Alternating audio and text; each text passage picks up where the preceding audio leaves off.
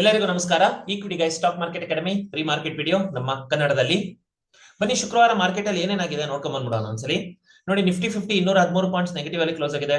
Bank Nifty 606 point negative close ಆಗಿದೆ. Sensex 693 points negative ಅಲ್ಲಿ close ಆಗಿರೋದನ್ನ ನೀವು ನೋಡಬಹುದು. ಸೊ ಮೂರು ಮದರ್ ಇಂಡಿಸಸ್ ನೆಗೆಟಿವ್ ಆಗಿರೋದು, ಬೇರಿಶ್ನೆಸ್. ನಂತರದಲ್ಲಿ ಇಂಡಿಯಾ ವೆಲಟಾಲಿಟಿ ಇಂಡೆಕ್ಸ್ ಅಂದರೆ ಫಿಯರ್ ಇಂಡೆಕ್ಸ್ ಅಂತ, ಇದು ಹೆಚ್ಚಾದಂಗೆ ಅಂದ್ರೆ ಪಾಸಿಟಿವ್ ಆದರೆ ಮಾರ್ಕೆಟ್ ಅಲ್ಲಿ ಫಿಯರ್ ಇದೆ ಅಂತ ಅಂದ್ಬಿಟ್ಟು ಮಾರ್ಕೆಟ್ ಬೇರಿಶ್ ಆಗೋ ಚಾನ್ಸಸ್ ಇದೆ ಅಂತ.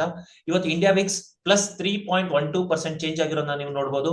ಇದು ಮಾರ್ಕೆಟ್ಗೆ ಫಿಯರ್ ತರ್ತಾ ಇದೆ, ಅಂದರೆ ಬೇರಿಶ್ ಆಗೋ ಚಾನ್ಸಸ್ ಇದೆ ಮಾರ್ಕೆಟ್ ಅಂತ ಹೇಳ್ತಾ ಇದೆ. ನಂತರದಲ್ಲಿ ಕ್ರೂಡ್ ಆಯಿಲ್ ಪ್ರೈಸ್ ನ ಅಬ್ಸರ್ವ್ ಮಾಡಿ. Crude oil prices 6500 pre COVID level, ಈ ಲೆವೆಲ್ ಇಂದ ಕಮ್ಮಿ ರನ್ ಆಗ್ತಾ ಇದ್ರೆ ಮಾರ್ಕೆಟ್ಗೆ ಬುಲಿಶ್ನೆಸ್. ಸೊ ಇವಾಗ 5572 ಲೆವೆಲ್ಸ್ ರನ್ ಆಗ್ತಾರನ್ನ ನೀವು ಅಬ್ಸರ್ವ್ ಮಾಡಬಹುದು. ಇದು ಮಾರ್ಕೆಟ್ಗೆ ಸೂಪರ್ ಬುಲಿಶ್ ಆಗುವ ಚಾನ್ಸಸ್ ಇದೆ ಅಂತ ಹೇಳ್ತಾ ಇದೆ. ಬಟ್ ಓವರ್ ಆಲ್ ಡೇಟಾ ನಮಗೆ ಬೇರಿಶ್ ಕಡೆನೆ ಒಲವು ತೋರಿಸ್ತಾ ಇದೆ.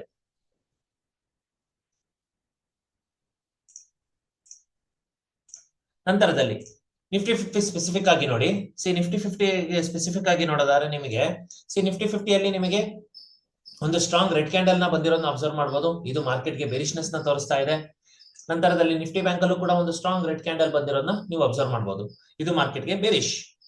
ನಂತರದಲ್ಲಿ ಸೆಕ್ಟೋರಲ್ ಡೇಟಾ ನೋಡಿ, ಶುಕ್ರವಾರ ಹೇಗೆ ಸೆಕ್ಟರ್ಸ್ ಬಿಹೇವ್ ಮಾಡಿದೆ ಅಂತ. ನಿಫ್ಟಿ 80 ನೆಗೆಟಿವ್ ಅಲ್ಲಿ ಬಿಹೇವ್ ಮಾಡಿದೆ.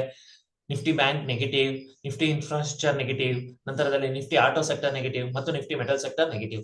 ಸೊ ಡೇಟಾ ನಮಗೆ ಬೇರಿಶ್ ಆಗಿರೋದನ್ನ ನೀವು ಅಬ್ಸರ್ವ್ ಮಾಡಬಹುದು. ಇನ್ನು ಅಡ್ವಾನ್ಸ್ ಡಿಕ್ಲೈನ್ ರೇಷಿಯೋಗೆ ಬರೋದಾದ್ರೆ ಡಿಕ್ಲೈನ್ಸ್ ಜಾಸ್ತಿ ಇರೋದ್ರಿಂದ ಮಾರ್ಕೆಟ್ ಬೇರಿಶ್ ಆಗಿದೆ.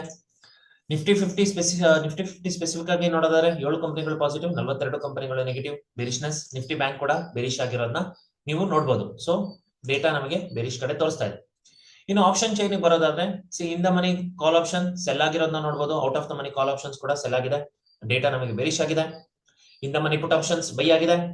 Out of the money put options buy ಆಗಿರೋದನ್ನ ಕೂಡ ನೋಡಬಹುದು. ಸೊ ಮಾರ್ಕೆಟ್ ಬೇರಿಶ್ ಆಗಿದೆ ಅಂತ ಹೇಳ್ಬೋದು.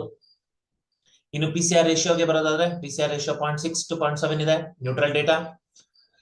ನಂತರದಲ್ಲಿ ಹೆಚ್ಚು ಬದಲಾವಣೆ ಆಗಿರೋ ಸ್ಟ್ರೈಕ್ ಪ್ರೈಸ್ ಅಥವಾ ಸಪೋರ್ಟ್ ಅಂಡ್ ರೆಸಿಸ್ಟೆನ್ಸ್ ನ ಮಾರ್ಕ್ ಮಾಡ್ಕೊಳ್ಳೋಣ. ನೋಡಿ, ಹೆಚ್ಚು ರೆಸಿಸ್ಟೆನ್ಸ್ ಆಗಿರೋ ಸ್ಟ್ರೈಕ್ ಪ್ರೈಸ್ ಬಂದ್ಬಿಟ್ಟು 24,900 ಮತ್ತು 25,000. ಇದು ನಮಗೆ ಹೆಚ್ಚು ರೆಸಿಸ್ಟೆನ್ಸ್ ಇರುವ ಝೋನ್ ಅಂತ ಕರಿತೀವಿ. ಇನ್ನು ಸಪೋರ್ಟ್ ಸೈಡ್ ಬರೋದಾದ್ರೆ ನಮಗೆ ಆಪ್ಷನ್ ಚೈನ್ ಅಲ್ಲಿ ಬೇರಿಶ್ ಆಗಿರೋದ್ರಿಂದ ಯಾವ್ದು ಸಪೋರ್ಟ್ ಅಂತ ಯಾವ್ದು ಇರೋದಿಲ್ಲ. ನಂತರದಲ್ಲಿ FIDI ಆಕ್ಟಿವಿಟಿ ಬನ್ನಿ. ಮೊದಲು ಕ್ಯಾಶ್ ಮಾರ್ಕೆಟ್ ಅಲ್ಲಿ ನೋಡಿ, FIS ಸೆಲ್ ಮಾಡಿದ್ದಾರೆ, DIS ಕೂಡ ಸೆಲ್ ಮಾಡಿದ್ದಾರೆ. ಸೊ ಇಬ್ಬರು ಸೆಲ್ ಮಾಡಿದ್ದಾರೆ ಅಂದ್ರೆ ಮಾರ್ಕೆಟ್ ಬೇರಿಶ್ ಆಗಿದೆ. ಇಂಡೆಕ್ಸ್ ಫ್ಯೂಚರ್ಸ್ ಬನ್ನಿ. ಇಂಡೆಕ್ಸ್ ಫ್ಯೂಚರ್ಸ್ ಅಲ್ಲೂ ಕೂಡ FIS ಸೆಲ್ ಮಾಡಿರೋದನ್ನ ನೋಡಬಹುದು. ಸ್ಟಾಕ್ ಫ್ಯೂಚರ್ಸ್ ಅಲ್ಲೂ ಕೂಡ FIS ಸೆಲ್ ಮಾಡಿದ್ದಾರೆ. ಸೊ FIDI ಆಕ್ಟಿವಿಟಿ ನಮಗೆ ಬೇರಿಶ್ ಆಗಿದೆ.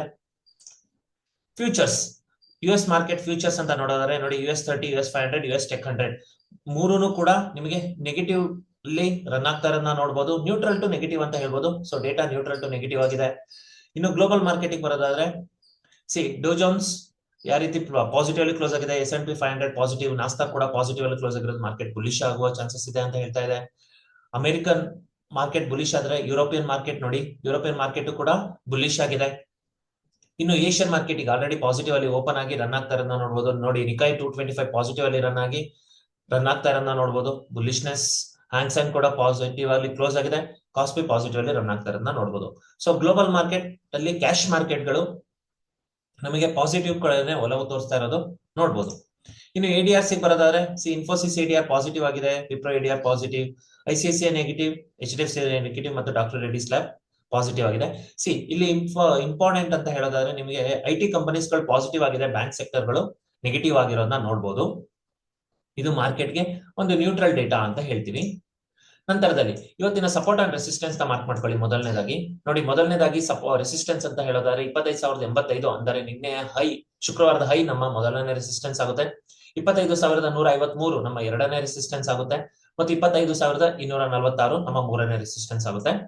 ಅದೇ ರೀತಿಯಲ್ಲಿ ಸಪೋರ್ಟ್ ಸೈಡ್ ಬರೋದಾದ್ರೆ 24,870 ನಮ್ಮ ಮೊದಲನೇ ಸಪೋರ್ಟ್, 24,800 ಇದು ನಮ್ಮ ಎರಡನೇ ಸಪೋರ್ಟ್, ಮತ್ತು 24,700 ನಮ್ಮ ಮೂರನೇ ಸಪೋರ್ಟ್, 24,631 ಇಲ್ಲೊಂದು ಗ್ಯಾಪ್ ಝೋನ್ ಇದೆ. ಅಂದರೆ 14ನೇ ತಾರೀಕಿನ ಒಂದು ಕ್ಲೋಸ್ ನ ಇನ್ನು ಮಾರ್ಕೆಟ್ ಬಂದು ಫಿಲ್ ಮಾಡಿಲ್ಲ.